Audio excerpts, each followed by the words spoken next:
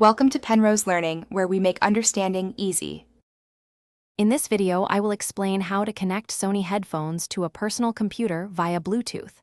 First, make sure your computer has Bluetooth turned on. You can usually find this in your system settings. Once Bluetooth is active, look for the option to Add Bluetooth or Other Device to start the pairing process. This prepares your computer to search for new devices. Now, let's get your Sony headphones ready. You'll need to put them into pairing mode.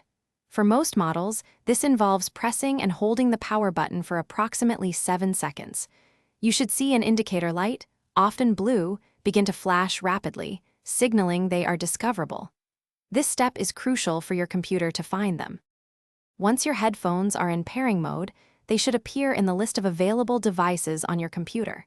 Simply click on the name of your Sony headphones to begin the connection. Your computer might ask for a confirmation, so be sure to accept any pairing requests.